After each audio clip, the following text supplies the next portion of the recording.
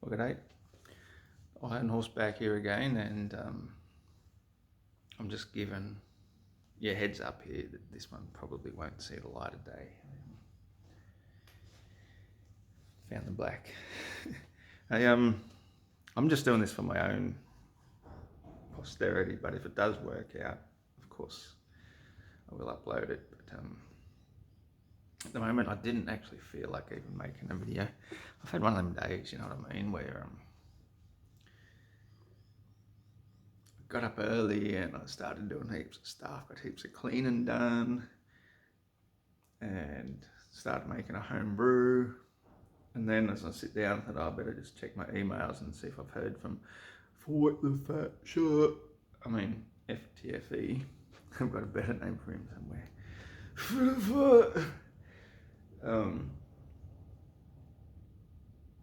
Yeah, there was no email from him, but there was one there from James from Modern Day Debate asking me if I was interested in going on to a 2x2 debate today about the evolution versus creation. And it's like, shit, that's like less than 2 hours away when he wants to do that. And it took me by surprise because the email was sent sometime last night apparently. And so I just started getting into my head, rightio, I can do this, I'll get into that. And then by the time I finally caught up with the missus and did all the brewing and everything, finally hear back from James as I'm watching Jaron going live in the meantime a little bit. And James says, oh no, we didn't hear back from enough people, it's not going to go ahead. No dramas. Said, what, have you got anybody that's short term and just wants to do a one-on-one? Because I hate 2x2 debates.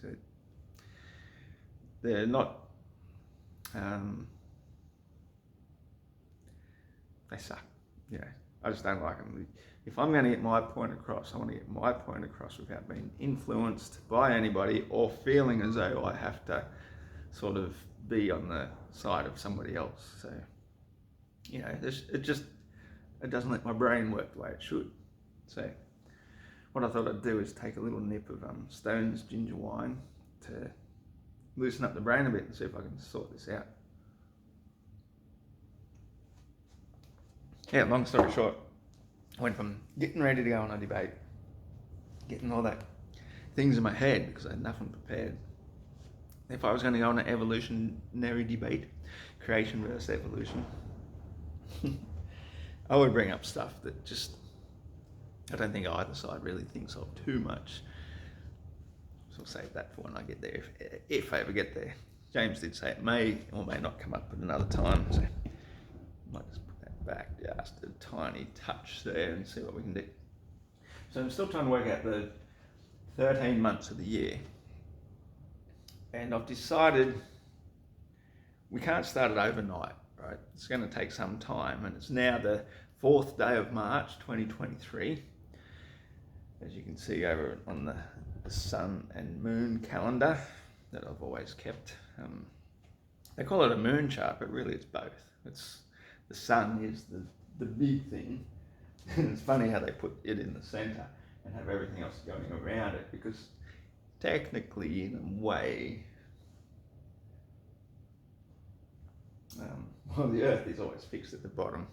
You gotta love how they draw it curved. But technically, in a way, everything is going around the sun. It's just in a slow cycle. And I think before we even get started, let's just talk about the sidereal day, because that's a biggie. I didn't give myself a lot of time either for this video, so I should have deleted a heap of shit. 37 minutes. I've got to finish this off in, and I've already done 4. Right, so the sidereal day. We have to understand this, you know. People that still think we live on a spinning space ball, who think the sidereal day explains why the sun returns back overhead at midday according to the clock every day. And that's not how it would work if, in fact, the Earth were going around the sun this many days. Like each one of these little segments is a day. That's a date. It's less than a degree. So that, you know, if we started the year right down here, so the Earth is a ball facing the sun. Okay, every day it's going to be facing upright all the way around. That's just the way it has to be, because the clock measures 360 degrees. The clock, our 24-hour clock. You can't change the 24-hour clock to do something that it doesn't do. You know, if each one of these moons represented the Earth, the side facing to the sun is the daytime side. And so the side exactly 90 degrees to the sun on every single one of them, then that would be 12 midday according to sundial. So sundial time is true and accurate and correct time.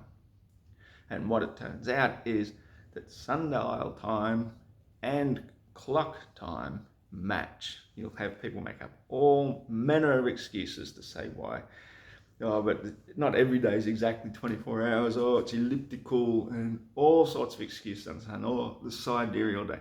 The sidereal day, quite simply, is the stars. So if each one of these represents a constellation of the stars, they are rotating around above us, around Polaris, in the center of the Earth, as you can see on that one over there. There's the North Pole, Polaris is out here. The stars rotate that way, as does the sun, as does the moon. Everything rotates clockwise. But the stars, as they go around, say I'm looking from over here, and I look at night time, and I look straight up, and I see, say, Orion's belt directly overhead. Then the next night, it's going to be a little bit further away, further and further and further away from where it was. That's the sidereal day. The stars take 23 hours and 56 minutes and a little bit of change to go around Polaris once. The sun takes exactly 24 hours to go around Polaris once. So every day then, the sun relative to the stars is shifted by a degree. So as the zodiac moves around, the bigger clock, as the zodiac moves around, it goes that little increment faster than the sun. So after 30 days, the sun seems to be in a different house of the zodiac. And it's closer to, well, it's not closer to 28 days. We can make it whatever we want, because the actual signs of the zodiac are all man-made. They're basically irrelevant, except they are what is in the sky. So that's how we use them in the first place, because we see if that constellation is now where the sun seems to rise. It makes a lot of sense for the people that adopted the spinning spaceball theory, because they could say it was the Earth going around the sun, but the clock has actually debunked it. So we have to keep that in mind, that we can make whatever period cycle per month that we like. An actual month from the moon isn't exactly 28 days. In the heliocentric model, it's 27.3 days to go backwards from west to east once around the Earth at 2,280 miles per hour. Irrelevant, because that's not how it is, but that's what gives it the appearance of rising every day 50 minutes later. So a month is actually 29.4 days, which if you do a big enough study of women in a large group and find out their length from menstruation to menstruation, it actually averages out at 29.4. So the month, the moon, the menstruation, the womb, everything, there's so much connected with the moon that we've adopted it as our secondary sky clock. So the first sky clock, the stars keep going around, and by the time they've rotated X amount of times, which works out to be 365.24, we may as well say 0.25 because it's close enough. By the time they've done that, then they will appear relative to us to a fixed point here on Earth, which is fixed, they will appear to be in exactly the same place again. So that doesn't match the sun, because what's the 0.25? You know, we measure a day by 1. So the solar day of 24 hours and the sidereal day, which is really what it is, well, it's a sidereal year. Okay, sidereal day is the 23 minutes 56 minutes and change. Sidereal year, 365.24 rotations. So that's why after every 4 years we add a leap day to our calendar. Have some more Mac. Right, yeah. So in the meantime, as the moon goes around, should say it on that one, as the moon goes around, it's 50 minutes slower than the sun. So the stars are 4 minutes faster, the moon 50 minutes slower. And because that happens every day, it means as the sun gets further away by 50 minutes per day, it only takes like 2 weeks before the sun is actually caught up to the moon, if we started with a full moon, for example. And that's what we call a new moon, because the sun and moon are in the same place in the sky together.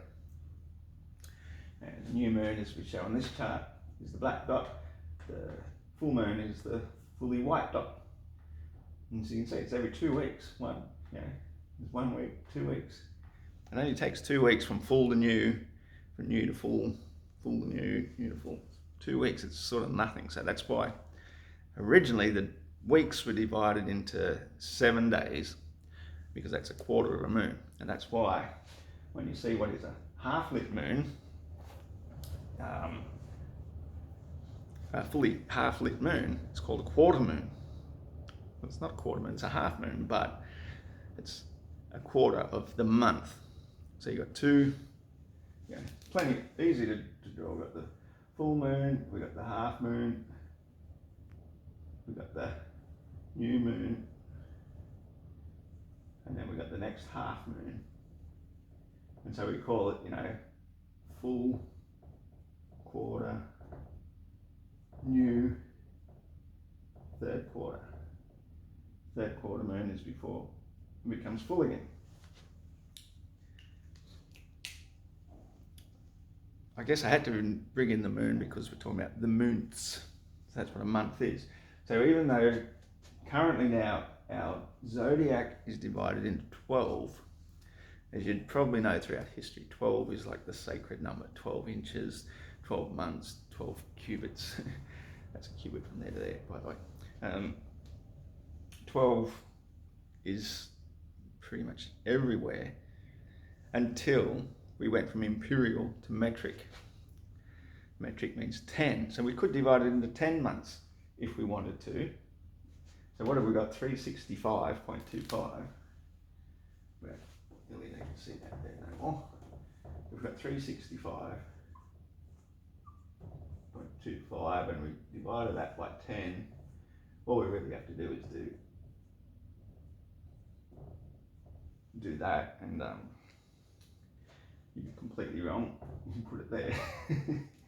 So you get 36.5 days per month. Now, who wants a month of 36.5 days per month? Even if you rounded it up, 36 days, it makes no sense because the moon is close enough to 28 days. So if we divided it by 28 days, as we've seen already, and we say that there's 13 months in the year, 3 8s are 24, 2 3s are 6, 8, 1 8 and 1 2. Hey, that really worked out well, didn't it? 3 2s is...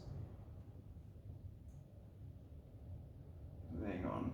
What have I done wrong here? 3 8s 24, 3 2s is 6, 8, 1 8 is 8, 1 2 is 2, 4 6 3. Oh, I did nothing wrong, I just didn't add it up yet. 364. So 364 is very close to 365.25 days of the year. You just have to do the addition first before you think you messed up. So then we divide it into 13 months. So the simplest way to do it, because we're not going to bring it in until later in the year, obviously, is why not start it right on the solstice, which is 1 a.m. Eastern Standard Time, and that's the other thing I'd like to bugger off entirely is daylight savings time, which if I did bugger off daylight savings time altogether, which I think does, where are we here now, we're March the 4th right now, in Pisces, I think there's the equinox, the 21st of March,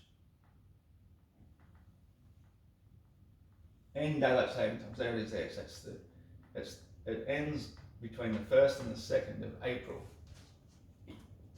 here in Olymaroa, which is going to be the new name of the country, mark my words.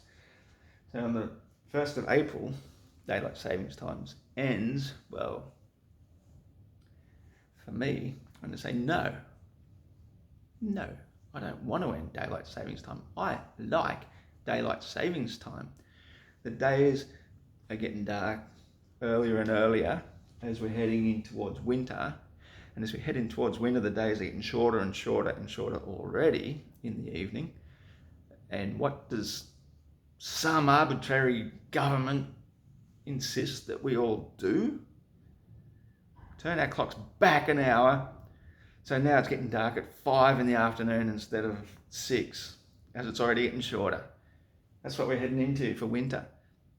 And so because this year, 2023, the year of the return of Christ, we'll start on what is formally the 22nd of June at midnight, because it's exactly 1 a.m. So if you don't turn the clocks back, that will actually mean it is exactly 12 a.m. So it aligns perfectly with nature and how it's meant to be. So we're going to start the first Akena on the winter solstice. So what we actually have to do, instead of look at the current arbitrary segments for each sign, is actually count. We have to count the days. So that's 1, 2, 3, 4, 5, 6, 7, 8, 9, 10, 11, 12, 13, 14, 15, 16, 17, 18, 19, 20, 21, 22, 23, 24, 25, 26, 27, 28. So the 19th of July is the 28th day. We'll just put that down there. 19th of the 7th, and that's 22 of the 6th. So the second month then, as we move into Leo, see, Leo doesn't actually start until the 23rd. So that's what I'm saying. We're going to have to draw the line somewhere and say, well, is it near enough? Because that's what they've done. You know, the constellations aren't all exactly a 12th of the sky. They're all roughly in that period, and that's where they give it the house, and they work the calendar out afterwards. So technically, if you want to be really pedantic about where the sun is in a particular sign, you know, some months would be 40 days and some would be 12 or something like that, because some constellations are bigger than others. So we can just jump ahead and pick any old day that we want. And so I think we've seen the calendar how I had it wrote out before. So the first day of Leo, that's probably why this pen disappeared for a while, it's running out already. First day of Leo would be the 19th of July, according to this. So really the way we've got to look at the new calendar is we've got 4 weeks, 7 days. Nearly fit them all in. We'll just put them on there. So it's 1, 2, 3, 4, 5, 6, 7, 8, 9, 10, 11, 12, 13, 14, 15, 16, 17, 18, 19, 20, 21, 22, 23, 24, 25, 26, 27, 28. Nearly got it right. before the 8th meet. So that'd be 28 days in Canna, short for cannabis, the month of Cancer. As we go into Leo, you have another 28 days. So we've gone from 1st of Canna to the 1st of Leo. Now we're going into the next month, which is Virgo. And since Virgo is, again, not starting until the 23rd, if we took Leo, we've had to start the next month from the 19th. So that'll be the 1st, 2nd, 3rd, 4th, 5th, 6th, 7th, 8th, 9th, 10th, 11th, 12th, 13th, 14th, 15th, 16th, 17th, 18th, 20, 21, 22, 23, 28, 16th. So it's 16th of August. You can see how we're already backtracking out of the constellations quite a bit. And so that might be a good idea then to introduce the new month in the 4th month. So this one's Virgo, which we'll keep her there for now. Why not? Might have to change colour pen because that one is running out.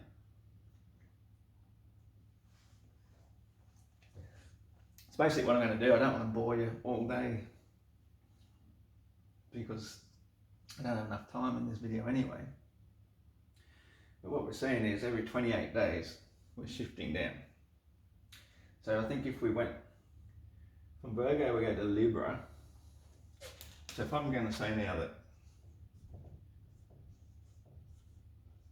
Libra is the 5th month, that's where we're going to have to throw in the new 13th month, and that works out well to be on the 4th, because as you know, 1 and 3 adds up to 4.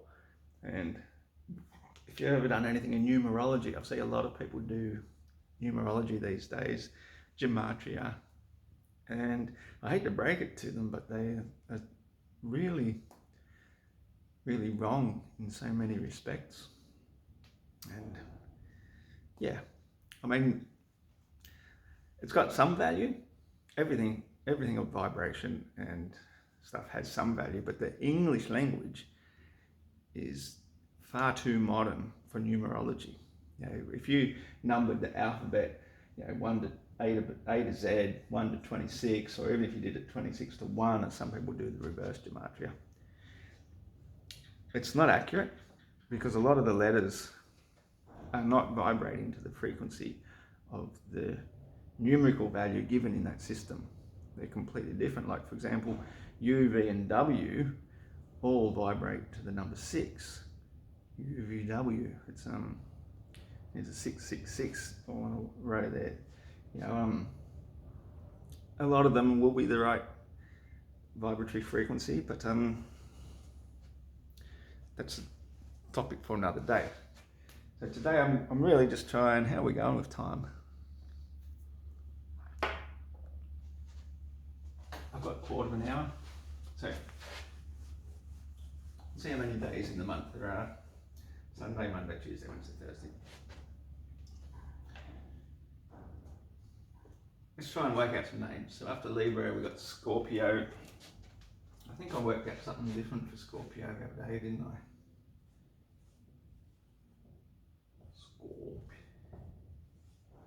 Scorpio. Next one is Sagittarius. How many T's are in Sagittarius again? Doesn't matter, we'll work it out later. I'm going to change them. Then we have Capricorn. I've already worked that out, that's just going to be Kappa. Pisces. No, Aquarius.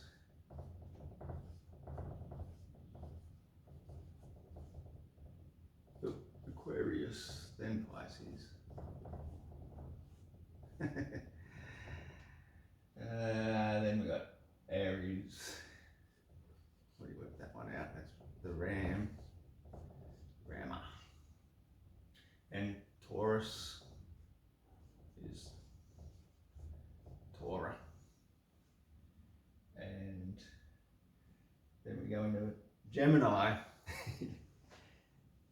Gemini, 13th month, not the third, is Hermes.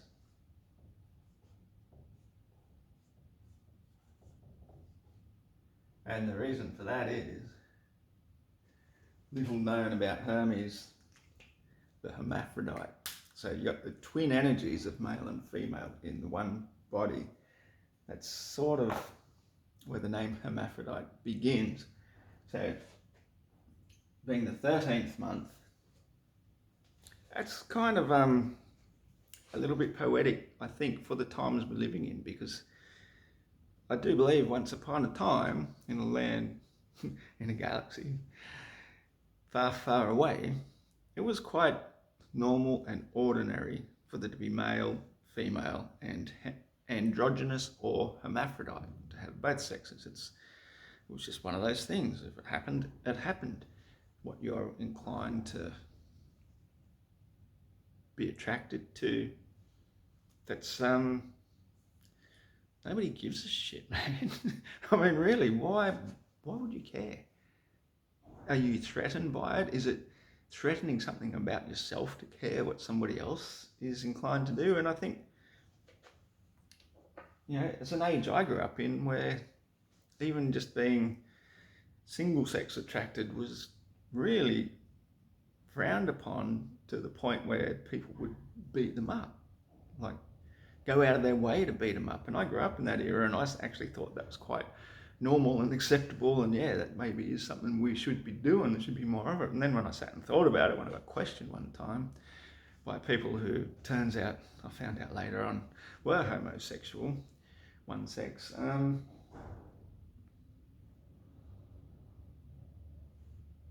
I didn't really feel that way at all. I don't know why. I was just doing it because it felt like the right, societally normal thing to say is, we should bash them up or whatever. So fortunately now we've reached an age we're far more accepting, but I also think by the same token it's a little bit too accepting. It's like a little bit too much pushed into the children, like children, we have to let children be children. Simple as that. They shouldn't be getting,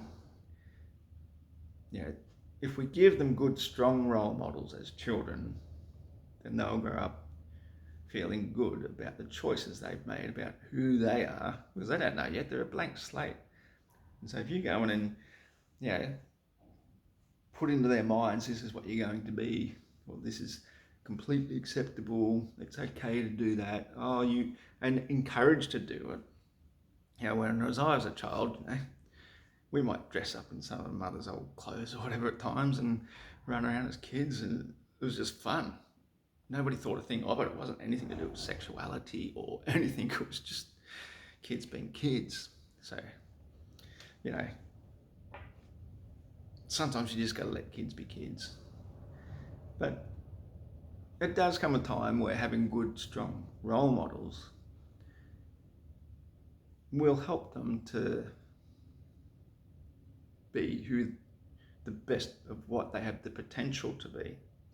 And so that's why I say, if some child is actually born as a hermaphrodite with both male and female genitalia, quite often they are raised as female, because there's going to be far less ridicule when they reach puberty from the other boys and stuff. And, well, it's something that I think we can embrace these days. It's not a problem. There's enough people out there, there's enough beautiful women and enough handsome men, and there's enough of everybody that if you want to have a life partner to hang out with and spend your life with, then choose wisely. Choose somebody that you're compatible with. Choose someone who will love you and be your best friend. And let everybody else be. It's not your problem. Be happy for them if they're happy. That's what it's all about. So that's why I think introducing the month of Hermes as the 13th month is bringing us into acceptance of masculine and feminine energy as belonging to the Mother Earth just as much as any other variety from the strongest to the weakest and everything in between. It's all part of the whole. So that's why I think I like the name Canna, because it's the Tropic of Canna and that's the solstice. And it'll be interesting to count it out to Kappa if the solstice here of Capricorn, it's also the 22nd of December. I'll write that in too. That's 22 to the 12. Be interesting to see if we count out the figures. So we've got 1, 2, 3, 4, 5, 6. So we've got 6 times 13 is 8, and carry on the 1, that's at 7, so 78. Divide 12 into 78, 6 12s are 72. So it's 6.6. So that's not bad. 6.6 from the start, from the first of the year to the half of the year. 6.5 months. That works out pretty close. And so then if we did the next, I didn't count the 7th, did I? My bad. It didn't work out at all. It worked out fine if there was 6 months. We have to do this again now. 7 times 28. 7 makes 56, 14, 9. Did I do that right? I didn't, did I? Normally do it the other way around. I told you this one's not going to be uploaded. We'll do it this way.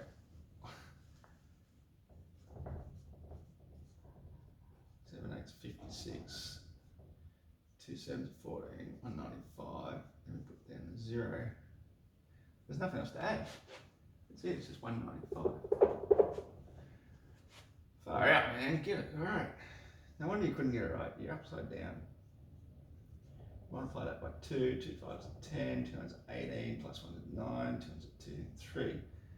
So if we went to exactly 7 months of 28 days, it'll be, it's 195 days. So that's the 195th. So technically then, Kappa would be back in Sagittarius. What did we say 28 times 6 was? It was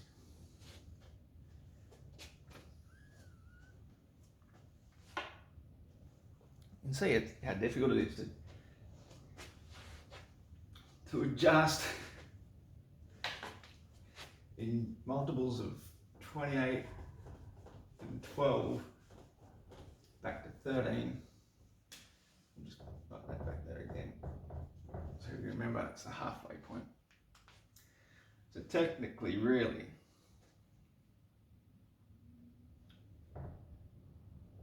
twenty-eight, 1, 2, 3, 4. That's right. We haven't written it in there. The fourth month, the missing month. We've come up with a new name for it.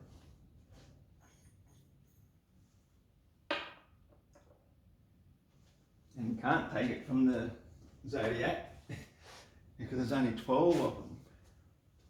And I have seen a video lately. Somebody can remind me where I saw it, because for the life of me I can't. I think I've got it saved under one of my playlists, but finding that's like finding a needle in a haystack.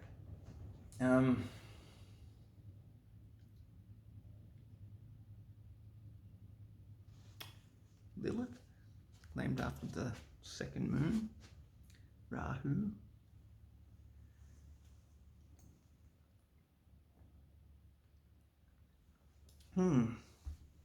Because it's named after the moons. We'll just type that in there temporarily. There's the month of Lilith, and I'll let that stand for now. So, as I say, this is nowhere near. This is just nutting it out to try and get started. I guess if we counted the days from solstice to solstice, they're exactly halfway. So what did we say? 364. Half into that is 182. So 182nd day, that's the 182nd day of the year.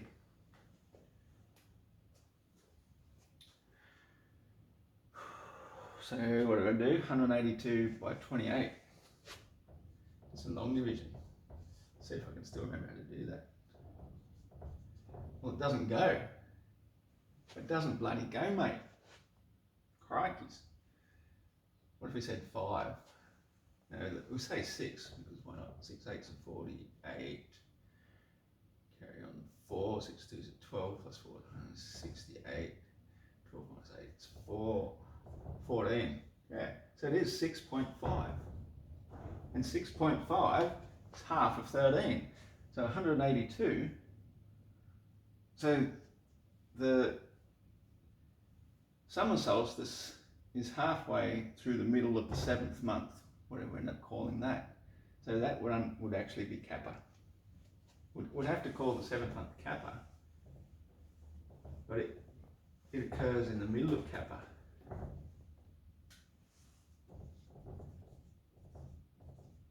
The solstice here is the 22nd or the 12th of the old calendar, and it would be the 14th of Kappa. Right, yeah, we're making a little bit of progress here, so that means then that will have to be, well, yeah, why wouldn't it be the 7th month? Because we're already halfway through the 7th month. Which means that can't be that way. We do have to step them more back.